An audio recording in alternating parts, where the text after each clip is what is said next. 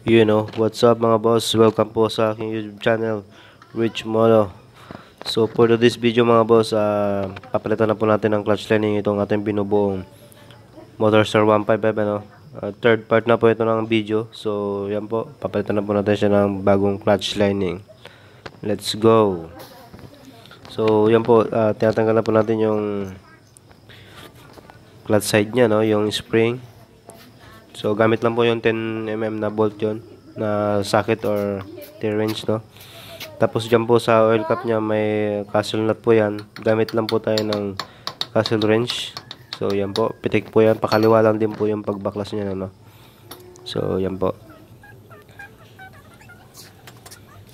Kailangan din po natin ng basahan para makontra po, para maikot natin ng maganda. Mas maganda po yan pagka naka-impact wrench para mas mabilis po mabaklas. Yan po, pwede na po natin tanggalin. Yan po, may washer po yan sa loob. Huwag po natin makakalimutan yan, baka mawala. Tatanggalin din po natin yung circlip para matanggal po natin yung clutch lining pressure plate. Yan na po, natanggal na po natin. So, dyan po ipapakita ko po sa inyo kung bakit sa slide. Kaya po pala slide tong motor na to, sabi nung mayari, ano. Tumatakbo naman po siya, pero pag yung naghihirit na is hindi na daw po makahaka. Parang wala ng power. So, yan po, napansin po natin na magkasunod po yung clutch lining. Tapos po sa bandang gitna is magkatabi naman po yung pressure plate. So, malim po yan. Dapat po hindi po ganyan yung pagkakabit. Dapat po yan alternate po, no? Yan po napansin po natin na yan po yung pagkakabit nila. So, yung kalagayan po ng ating clutch lining dito is okay pa naman. Goods pa. Medyo magaspang pa yung clutch lining. Makapal-kapal pa. Pero slide na siya. Wala ng power halos yung motor pag tumatakbo, no? So, yan po, pakiayos na lang po sa mga kapwa natin gumagawa, no? Para hindi po mag-slide. So, yan po, para matanggal po yung clutch housing, may lock washer po yan. Ayan po, at may damage din po yung backplate po natin ng clutch housing. Yung sa may gear po niya. Ayan po, na-damage po yung crankcase.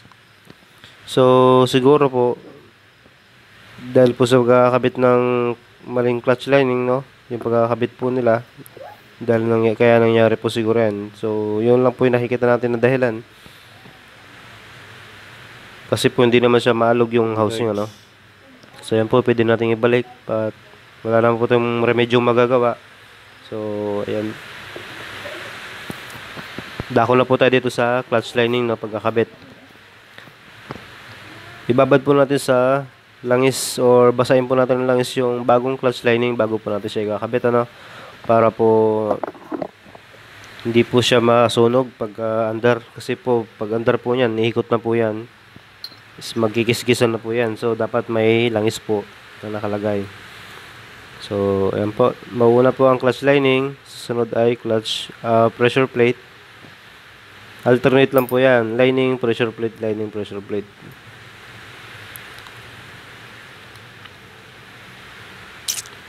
So, yan po. So, napapansin nyo po yung parang inaano ko yung talim ng plate. Yung matalim po is nasa ibabaw. Ay, paibabaw nyo po siya.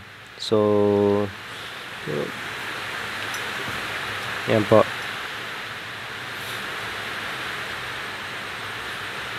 Lining, pressure plate lang po yan, no.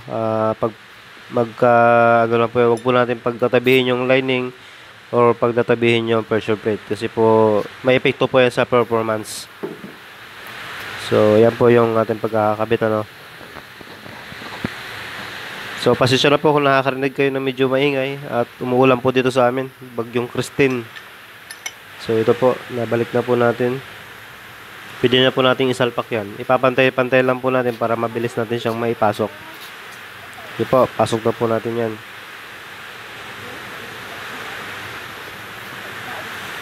So sa pagpapasok po niyan, no, ikot-ikotin lang po natin at make sure po natin yung lock washer is nakalagay po ng maayos. Nakalock po siya. So kakabit na po natin.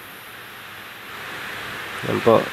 Ililinis po natin yung pinakaibabaw na clutch lining. Ililinis po natin siya. Yan po. Kasi may pwesto po dyan na paglalagyan niya, no. Ibalik na rin po natin yung circlip, lock. Tapos spring ibalik na rin po natin, tsaka yung lock ng spring. At the same time lock ng buong clutch system. So yan po, 5 screw po yan, 10mm. Gamitan po natin yan ng mga socket, pwede po. Tapos po dapat criss-cross pattern po yan, no, para hindi po nagkokontrahan. So yan po, magkakatapat dapat. Tapos po may bearing po yan na maliit at saka yung pin nya. Yan po yung coil cap nya, ibabalik po natin. Huwag po natin kalimutan yung washer nya. May out po yan. Yan po, ilalagay po natin siya sa bandang labas, yung out. So bago yung nut. So sikipan po natin yan ng maayos para hindi po mabaklas, no. So pitik-pitik lang po. So, yan na po.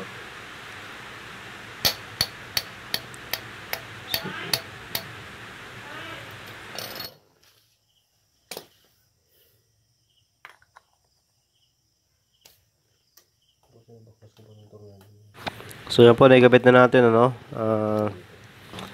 Lock na, yung pong huling screw dyan, yung tatlo po na screw. Huwag po natin kakalimutan.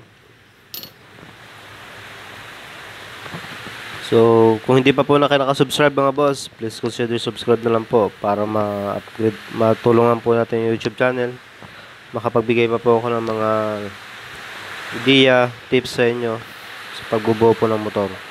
So, ito na po yung almost done po natin na project, Motorstar 155. So, ginagawa ko po ng bracket yung side cover ng TMX 155, ano.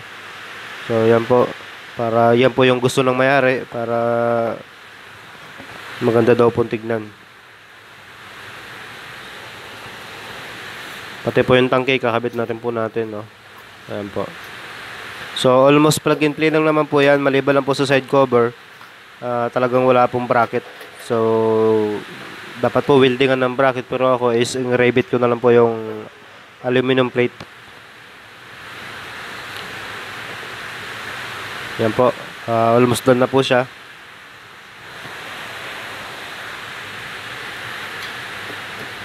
Starter wirings po, gumagana na yan. So, pwede nang gamitin. Pero, magano pa po ako ng video sa full restoration po niya. Yung nabuo na po siya. So, ito naman po ang ating video ngayon. Maraming salamat po sa inyong panonood. Please consider subscribe mga boss. What's up? Thank you very much.